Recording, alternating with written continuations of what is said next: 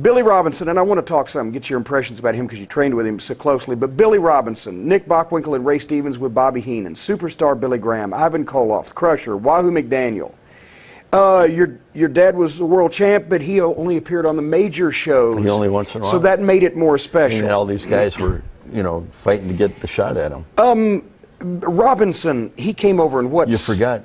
You know who else was there then? Don Morocco and Jimmy Snuka. Don Morocco and Snuka, but they were just rookies. They were just starting, on the card. but, but still.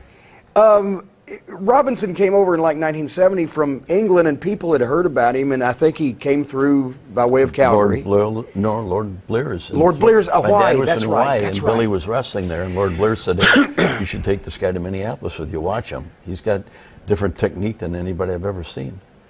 And it clicked because in the same territory as you had Crusher and Mad Dog Vachon and these nuts, the two top guys, and both of them baby faces, but when Vern would get in the ring with Billy, he'd kind of heel a little bit because that's the position, but they were the best pure wrestlers in the people's mind. You always had to have your characters, but you always had to have your wrestlers to carry the matches.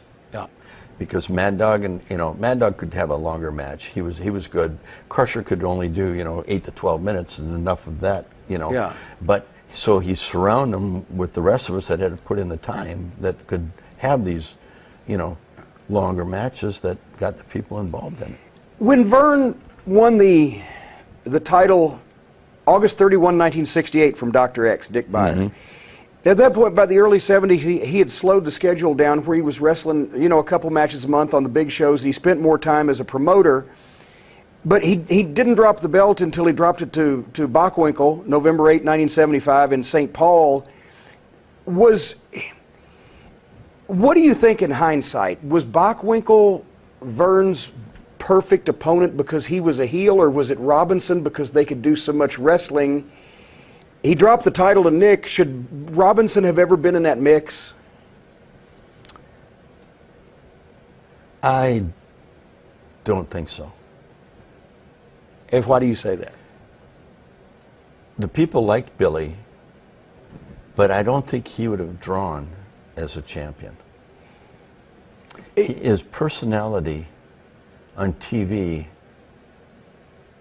Go ahead and say dry. Well, it wasn't dry. It came across more arrogant. Like yeah. the British do. Yeah.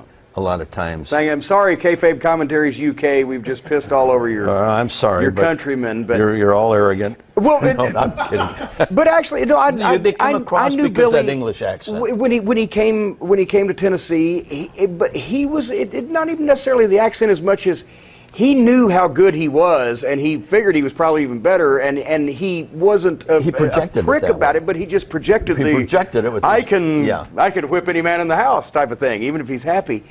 But the one thing that Eddie Graham made the comment, we'd heard it from Kevin Sullivan, that he was watching a Billy Robinson and Tony Charles match in Florida with Eddie Graham, and Kevin said, "Wow, this is the greatest wrestling I've ever seen."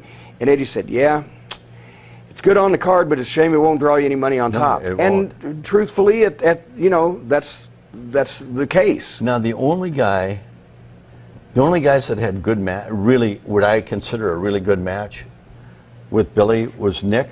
Nick liked working with him. Yeah. Ray Stevens, who was one of the great performers of all time, didn't like working with him.